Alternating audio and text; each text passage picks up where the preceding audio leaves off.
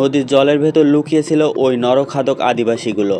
তারা একটা মানুষকে ধরে নিজেদের আস্তানায় নিয়ে আসে এবং মানুষটার গা থেকে কিছু মাংস কেটে নিয়ে ওই মানুষটাকে ওই ভয়ঙ্কর জঙ্গলের মধ্যে ছেড়ে দেয়। ওই জঙ্গলে ভুল করেও যদি কেউ ঢুকে পড়ে তো বাইরে জীবিত অবস্থায় ফিরে আসা অসম্ভব ছিল, কারণ ওই নরখাদক আদিবাসীরা তো মানুষ ধরে কাটে জঙ্গলের একটা জায়গায় যে ওইখানে পুকুরের রং সবসময় লাল হয়ে থাকে।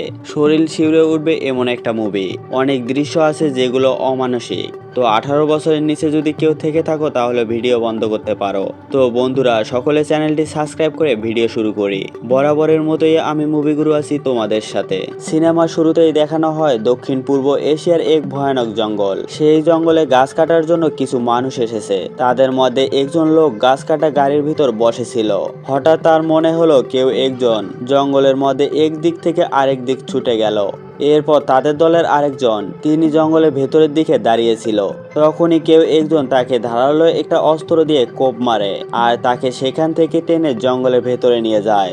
গাড়িতে বসে থাকা লোকটা সেখানে কি হয়েছে সেটা দেখতে যায় এবং সেখানে গিয়ে দেখতে পায় ওই লোকটা রক্তমাখা হেলমেট আর তার পাশে একটা তার কাটা আঙ্গুল। এই ভয়ঙ্কর দৃশ্য দেখে লোকটা প্রচন্ড ভয় পেয়ে যায় এবং সে নিজের প্রাণ বাঁচানোর জন্য দৌড়াতে থাকে।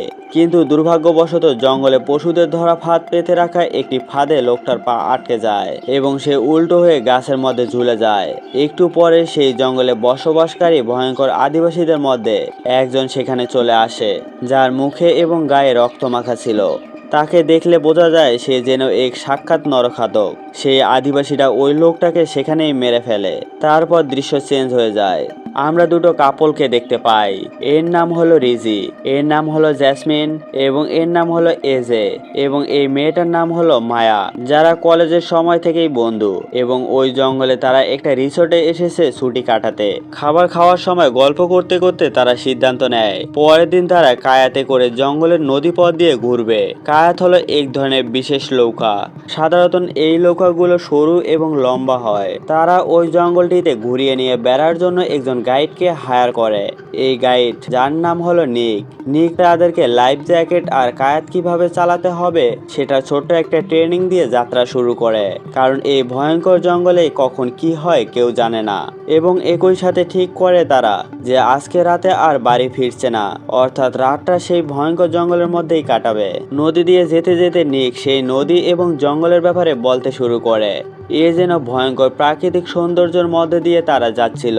নদী দিয়ে যেতে যেতে নিক তাদেরকে সেই নদী এবং জঙ্গলের ব্যাপারে কাহিনী বলতে শুরু করে এবং এই কাহিনীর মাঝে সে জানায় যে তার বাবা এবং ঠাকুরদা নাকি দুজনেই গাইডের কাজ করত। তার ঠাকুরদা একবার এই জঙ্গলের আদিবাসীদের পাল্লায় পড়ে এবং তারপর থেকে তার ঠাকুরদাকে আর কোথাও খুঁজে পাওয়া যায়নি, অর্থাৎ তার ঠাকুরদা মারা গিয়েছে।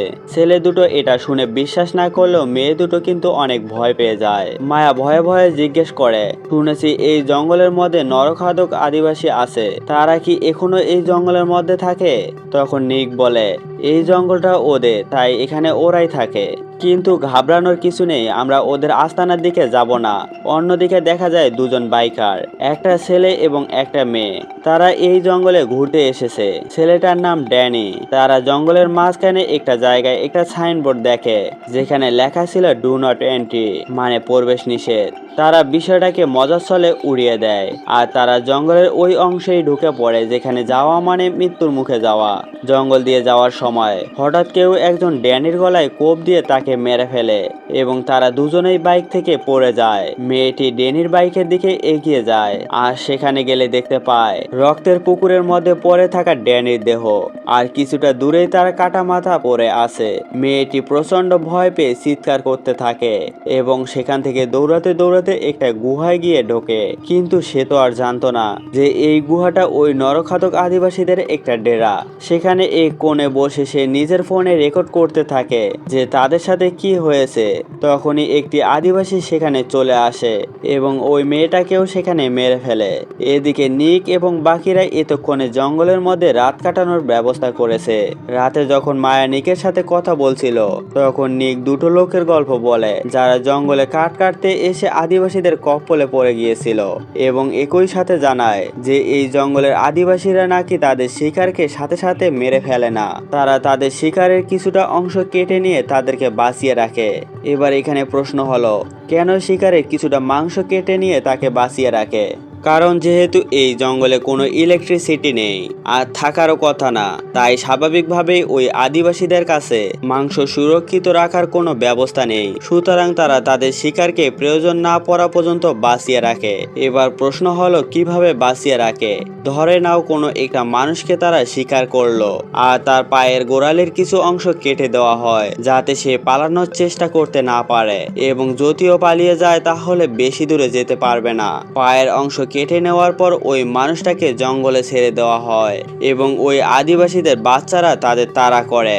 পরিষ্কার ভাষায় বলতে গেলে একটা মানুষকে ধরে তারা কিছু অঙ্গ প্রত্যঙ্গ কেটে সেই মানুষটাকে জঙ্গলে ছেড়ে দেয় আর সেই মানুষটার সঙ্গে মৃত্যুর খেলা খেলতে থাকে, এবং যখন দরকার পড়ে সেই মানুষটার দেহ থেকে তারা মাংস কেটে নেয়। তো যাই হোক, রাতের বেলায় যখন তারা ঘুমাতে যায়, সবাই ঘুমিয়ে যাওয়ার পর এজি এবং জেসমিনকে লুকিয়ে লুকিয়ে কথা বলতে দেখা যায়, এবং তাদের কথোপকথন থেকে বোঝা যায় যে এজি এবং জেসমিনের মধ্যে কোনো সম্পর্ক রয়েছে। তো পরের দিন সকালে উঠে রিজিকে কোথাও খুঁজে পাওয়া যায় না, এবং তারই সাথে দেখে যার মধ্যে তার সমস্ত জিনিসপত্র ছিল সেই গায়কটাও সেখানে নেই। অর্থাৎ রিজি গায়ক নিয়ে কোথাও চলে গিয়েছে। আসলে রিজি গত রাতে এজি এবং জেসমিনের কথাগুলো শুনে ফেলেছিল এবং সে সহ্য করতে পারেনি যে সে যাকে এতটা ভালোবাসে তার কাছ থেকে দিনের পর দিন এভাবে ধোঁকা পেয়ে যাচ্ছে। তাই সে সেখান থেকে চলে যায়। তখন সকলে রিজিকে খোঁজার উদ্দেশ্যে বের হয়। খুঁজতে খুঁজতে তারা নদীর এমন একটা জায়গায় এসে দাঁড়ায় যেখানে নদীটা দুদিকে ভাগ হয়ে গিয়েছে। নদীটার একদিকে তীব্র স্রোত, যেদিকে গায়ক নিয়ে যাওয়া অসম্ভব, এবং আরেক দিকে নদীটা যেদিকে যায় সেই দিকে নরখাদক আদিবাসীদের আস্তানা।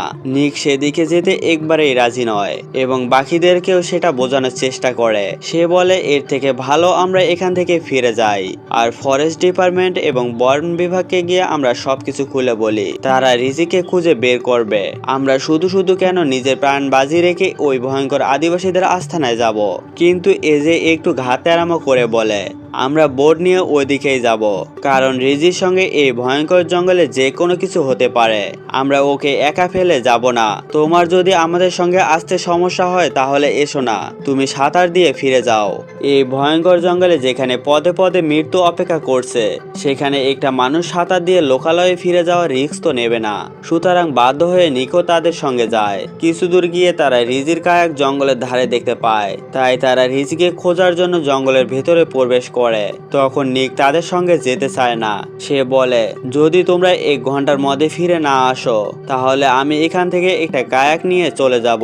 তারা রিজিকে খুঁজতে জঙ্গলের মধ্য দিয়ে একটা গুহায় পৌঁছায়। এদিকে গায়কের মধ্যে নিক যখন অপেক্ষা করছিল তখন তার আশেপাশে কিছু একটার উপস্থিতি অনুভব করতে পারে। তখন নিক একটা ছুরি নিয়ে জঙ্গলের ভিতরের দিকে যায় এবং সেখানে গিয়ে সে অবাক হয়ে যায়, কারণ সেখানে মৃত মানুষের পোশাক পরানো একটা পুতুল ছিল আর কিছু জিনিসপত্র ঝুলছিল, আর সেখানেই তার জন্য অপেক্ষা করছিল এক নরখাতক আদিবাসী। চোখের সামনে হঠাৎ করে তাকে দেখতে পেয়ে সে খুব ভালো করে বুঝে যায় যে তার সাথে কি হতে চলছে। সে প্রাণ ভয়ে দৌড়াতে থাকে এবং দৌড়াতে দৌড়াতে গায়কে ফিরে আসে। সে গায়ক নিয়ে সেখান থেকে পালিয়ে যাওয়ার চেষ্টা করে, কিন্তু হঠাৎ সেই নদীর জল থেকে একটা নরখাদক উঠে আসে আর তার গলা কেটে সেখানেই মেরে ফেলে। তার রক্তে সেখানকার জল লাল হয়ে ওঠে। এদিকে দেখা যায় এজি, মায়া এবং জেসমিন একটা গুহার ভেতরে প্রবেশ করে। সেই গুহার ভিতরে চারদিকে তন্ন তন্ন করে তারা রিজিকে খুঁজছিল। হঠাৎ রিজি তাদের সামনে এসে সবাইকে চমকে দেয়, কারণ রিজি সেখানে আগে থেকেই ছিল। তারপর তারা 4 জন আবার গায়কে ফিরে আসে এবং সেখানে ফিরে তারা নিক এবং তার গায়ক দেখতে না পেয়ে মনে করে সে হয়তো তাদের ছেড়ে চলে গেছে। কিন্তু তখনই তারা মাটিতে পড়ে থাকা নিকের ছুরিটা দেখতে পায় এবং এটা দেখে তাদের একটু সন্দেহ হয়। তারা পরিষ্কার বুঝতে না পারলেও কিছুটা বুঝতে পারে নিকের সাথে তো কিছু একটা হয়েছে। এরপর তারা নিজেদের গায়ক নিয়ে জঙ্গল থেকে বের হওয়ার উদ্দেশ্যে রওনা হয়। ফেরার পথে নিকের গায়কটা দেখতে পায় আর সেখানে গিয়ে এসে দেখে সেই গায়কের মধ্যে তাজা রক্তের দাগ লেগে আছে। এবার তারা নিককে খুঁজে বের করার সিদ্ধান্ত নেয় এবং নিককে খুঁজতে তারা জঙ্গলের ভেতরে গেলে দেখে একটা পাত্রে গরম জল ফুটছে। আর সেই পাত্রের ভিতরে যেটা ছিল সেটা দেখে তাদের পায়ের নিচের মাটি সরে যায়, কারণ সেই জলে ছিল নিকের কাটা মাথা। এটা দেখে তারা অনেক ঘাবড়ে যায় এবং ভয় পেয়ে নিজেদের গায়ক নিয়ে সেখান থেকে পালানোর চেষ্টা করে। কিন্তু আদিবাসী দলের লোকেরা অলরেডি সেই জলের মধ্যে লুকিয়ে তাদের জন্য অপেক্ষা করছিল। কিছু দূর পালানোর পর নদীর উপরে একটা গাছ পড়ে থাকতে দেখে তখন তারা গায়ক থেকে নেমে আসে আর গায়কগুলো গাছের নিচ দিয়ে পার করায়। আর এই সুযোগে জলে লুকিয়ে থাকা একটি আদিবাসী তাদের উপর হামলা করে দেয়। সেই আদিবাসীর সাথে লড়াই করতে গিয়ে রিজি আর এজি দুজনেই আহত হয়ে যায় এবং সেই আদিবাসীটির মাথায় পাথর দিয়ে আঘাত করে আর তার বুকে ছুরি ঢুকিয়ে দিয়ে তাকে সেখানেই মেরে ফেলে।